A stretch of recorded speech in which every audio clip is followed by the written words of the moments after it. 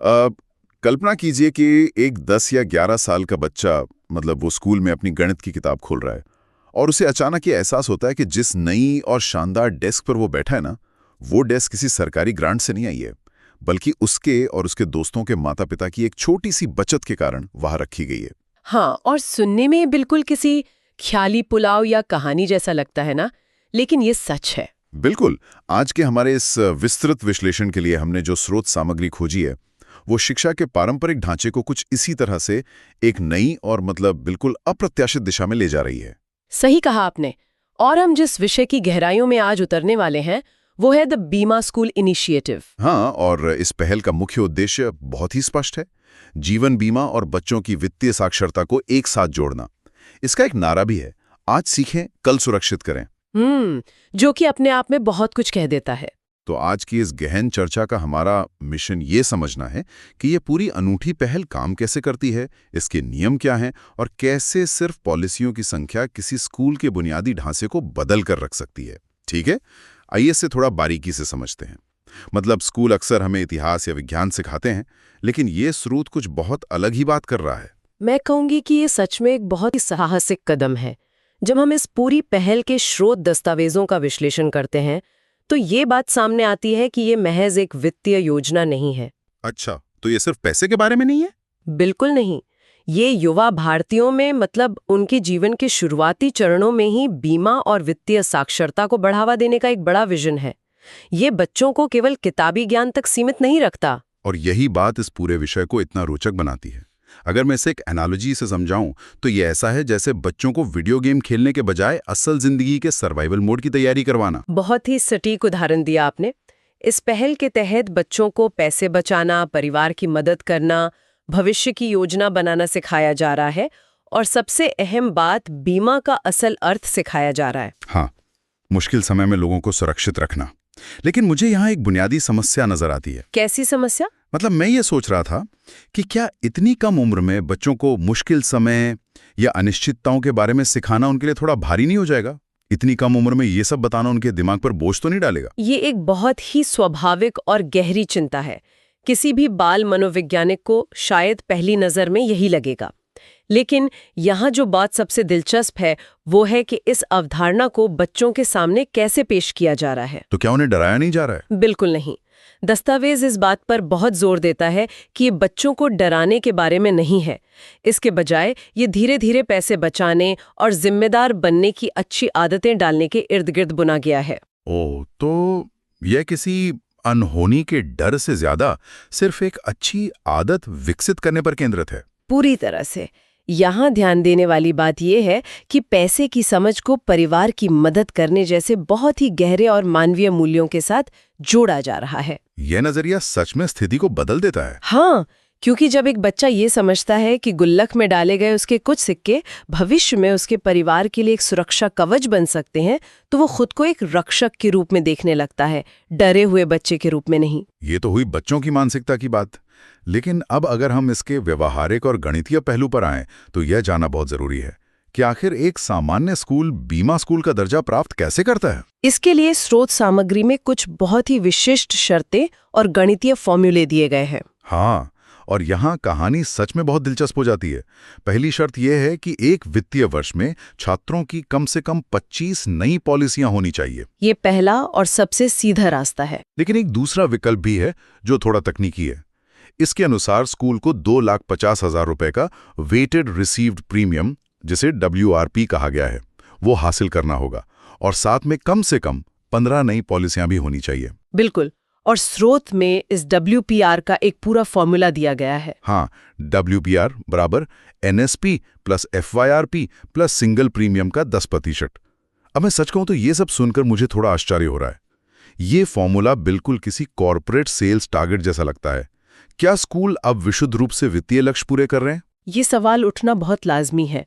जब हम WPR और FYRP जैसे शब्द सुनते हैं, तो ऐसा लग सकता है कि स्कूल अब नीतियां बेच रहे हैं। लेकिन मैं इस जटिल फॉर्मूले को थोड़ा डिकोड करती हूँ। हाँ, कृपया समझाइए, क्योंकि ये FYRP क्या है और इसकी जरूरत क्यों पड़ी? यह भारी भरकम फॉर्मूला इसलिए रखा गया है ताकि ये प्रक्रिया सिर्फ कागजी ना रहे। मान लीजिए कि नियम केवल पॉलिसियों की संख्या तक सीमित रहते, तो स्कूल बस नाम मात्र की पॉलिसियां खुलवा देते और लोग अगले महीने से पैसे देना बंद कर देते। हाँ, कागजों पर तो लक्ष्य पूरा हो जाता। बिल्कुल। इसलिए इसमें प्रथम वर्ष का नवीनीकरण प्रीमियम यानी FYRP जोड़ा गया। इसका मतलब है कि ये फॉर्मूला उस प्रीमियम को ज्यादा महत्व देता है जो पहले साल के बाद दूसरी बार भरा जाता है। ओहो, तो ये निरंतरता को मापता है। ये सुनिश्चित करता है कि योजना बीच में ना छोड़ी जाए। एकदम सही। और वो सिंगल प्रीमियम के 10% वाला नियम भी इसी निरंतरता के लिए है। वो कैसे?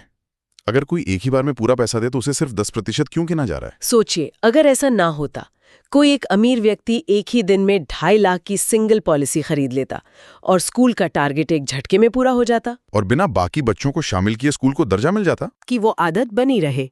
मैं इसके पीछे के तर्क को समझ पा रहा हूं। अब बात करते हैं पॉलिसियों के पुरस्कार की। जब स्कूल योग्य हो जाता है तो इन वित्तीय लक्ष्यों को पूरा करने का सीधा फायदा स्कूल को कैसे मिलता है? इसके लिए प्रोत्साहन राशि के स्लैब दिए गए हैं। पहली टेबल पॉलिसियों की संख्या पर निर्भर करती है और दूसरी टेबल प्रीमियम या WRP पर। हाँ, स्रोत के अनुसार पहली टेबल में 25 पॉलिसी पर 10,000 रुपए मिलते हैं और 200 या उससे अधिक पर ये 1 लाख रुपए तक पहुंच जाता है। हाँ, लेकिन ये राशि WRP के अधिकतम 25% के अधीन होती है और दूसरी टेबल में 2.5 लाख रुपए के प्रीमियम पर 10,000 रुपए का प्रोत्साहन है, जो बढ़ते बढ़ते 20 लाख रुपए या उससे अधिक के प्रीमियम पर 1 लाख रुपए तक जाता है। इसमें एक नियम यह भी है कि यदि दोनों क्राइटेरिया पूरे होते हैं तो उच्च स्लैब का लाभ मिलेगा, है ना? बिल्कुल। बीच के स्लैब में होने पर निचले स्लैब को आधार माना जाएगा। अगर मैं इसकी तुलना करूं तो ये किसी क्रेडिट कार्ड के रिवॉर्ड पॉइंट सिस्टम या कैशबैक की तरह है। अर्थशास्त्र के नजरिए से इसे एक प्रोत्साहन संरचना ही कहा जाएगा। लेकिन यहाँ एक बहुत बड़ा फर्क है। हम यहाँ पॉइंट से कोई गैजेट नहीं खरीद रहे हैं। बच्चों की पॉलिसियों से स्कूल में एक नई साइंस लैब या साफ शौचालय बन रहा है। स्रोत में लाइब्रेरी की किताबें, क्लासरूम फर्नीचर, पीने का पानी और एजुकेशन सॉफ्टवेयर का जिक्र है। अगर हम इसे व्यापक दृष्टिकोण से जोड़ें तो समझ आता है कि कैसे बच्चों की वित्तीय सुरक्षा का पैसा वापस उसी शिक्षा इकोसिस्टम के भौतिक ढांचे को मजबूत करने में निवेश किया जा रहा है। मतलब पैसा वही वापस आ रहा है जहां उसकी सबसे ज्यादा जरूरत है। बिल्कुल। अभिभावक निवेश करते हैं, संस्था को पूंजी मिलती है और लाभ का एक हिस्सा वापस स्कूल की सुविधाओं में लग जाता है। ये एक बहुत ही शानदार चक्कर है। सच में बहुत शक्तिशाली विचार है। लेकिन इंफ्रास्ट्रक्चर के बाद जब हम स्रोत के अगले हिस्से पर आते हैं तो एक रणनीतिक बोनस की बात होती है। ये बालिका शिक्षा के लिए है। हाँ, ये इस पहल का शायद सबसे खास और रणनीतिक हिस्सा है जो एक गहरा सामाजिक प्रभाव डालता है। स्रोत के अनुसार 10% का अतिरिक्त बोनस मिलता है, लेकिन ये तब मिलता है जब योग्य स्लैब के तहत कुल पॉलिसियों का 50% बालिकाओं के जीवन पर लाया जाता है। तो इस सब का असल में क्या मतलब है? ये एक महत्वपूर्ण प्रश्न खड़ा करता है। क्या ये सिर्फ गणित का एक नियम है या माता-पिता को लड़कियों के भविष्य में निवेश करने के लिए मजबूर करने की कोई रणनीति है? इसे सिर्फ एक गणितीय बोनस मान लेना गलत होगा। ये असल में बिना किसी सीधे दबाव के लड़कियों की शिक्षा और सुरक्षा को बढ़ावा देने के लिए एक वित्तीय नज यानी प्रोत्साहन का काम करता है। बिना दबाव के मतलब कैसे? ऐतिहासिक रूप से हमारे समाज में लड़कों के वित्तीय भविष्य को प्राथमिकता दी जाती रही है। जब ये शर्त रखी जाती है कि अतिरिक्त 10% फंड के लिए आधी पॉलिसियां लड़कियों के नाम पर होनी चाहिए, तो स्कूल प्रशासन खुद एक प्रेरक की भूमिका में आ जाता है। अच्छा, क्योंकि स्कूल को अपनी नई लैब के लिए वो एक्स्ट्रा फंड चाहिए। बिल्कुल। अब शिक्षक अभिभावकों से विशेष रूप से बेटियों के लिए नीतियां लेने पर जोर देंगे। ये माता-पिता को सोचने पर मजबूर करता है कि बेटी का भविष्य भी उतना ही महत्वपूर्ण है। ये तो समाज की सोच बदलने की बहुत ही कमाल की रणनीति है। आज के इस विस्तृत विश्लेषण से ये बिल्कुल स्पष्ट हो जाता है कि बीमा स्कूल की यह पहल सिर्फ एक योजना नहीं है। मैं पूरी तरह सहमत हूँ।